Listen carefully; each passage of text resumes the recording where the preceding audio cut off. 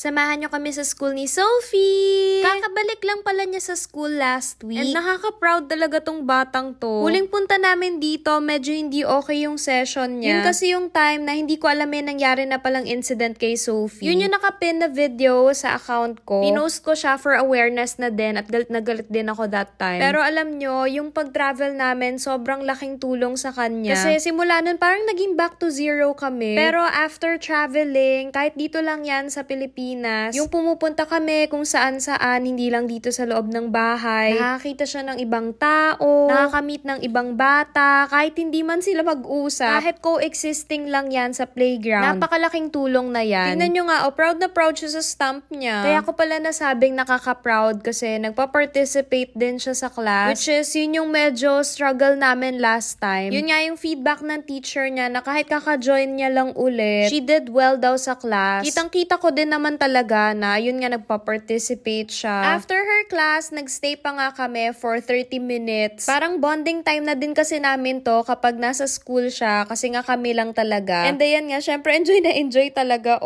Meron nga ditong parang maliit na season, nakakatawa, ginawa namin boat. Tapos ayan, nagpanggap kami na si Moana siya. Diyos mio, tignan nyo naman. Tinatry ko kasi painumin kasi nga ang dami na niyang pinagagagawa sa life. Syempre ang bata hindi naman talaga nila maaalalang uminom ng tubig. Kaya yan, once in a while, I remind her. Thankful din kami kay Ate Manilyn kasi ganun din yung ginagawa niya kung paano ko ginagawa. Maya-maya nga medyo kumalma na, ayan, napainom ko na siya ng water. Anyways, yun nga, nagpanggap kami na siya si Moana tapos magsisail siya sa ocean. Minsan siya na yung gumagawa ng storya. Kapag medyo lost siya, yun, tsaka ako siya ginaguide. Pero best talaga na we let them invent or tell the story. That way, yung imagination and creativeness nung bata, mas na-enhance. After sumakay sa boat, naglakbay-lakbay kami. Tapos, kunyari, ito nga nakita na niya si Maui. Diba? Ang cute ni Maui, naging bear. Tapos, yung pinapakiramdaman muna niya bago niya kunin yung heart ni Tafiti kay Maui. Ayun sa kamay niya. Ayun. Tapos, meron pala kaming kinokolekta na mga itlog. Ito yung Dino Ranch and may iba't ibang klase nga ng dinosaurs inside. So, which one are you gonna open first?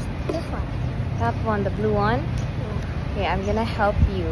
I'll take it with the You're gonna check if it's an elf. I think it's a dinosaur. It is. Yeah, it's Dino Ranch. An elf is not a dinosaur, Kelly. I'll take it with Wait. Oh! What did you get?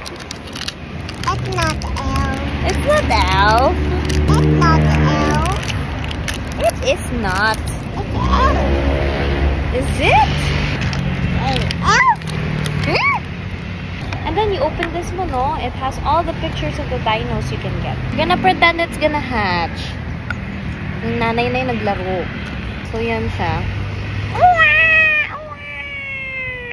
Got a yellow dinosaur. Which one? Which one did you get? This one.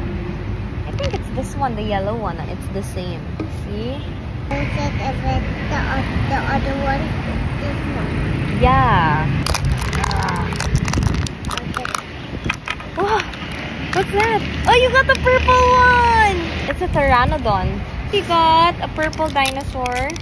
Then you can remove the box. A baby one. Yeah, all of them are babies. This is what Sophie got. So cutie. It's a purple pteranodon. Meron siyang rare. We don't know what it looks like, no? Nobody knows. You want to check that? This one. You want the long neck. Open the blue one and the green one. Now we're gonna open the red one. Oh! Tumalsik! Oh, it's so cute! I like it. Walk. Parang yan yung favorite ko. Have cute nose. Have cute nose? It's the long neck. It's the long neck. Per egg is 150 pesos. You got the long neck. But a green one. Oh, this one is the long neck. So cute.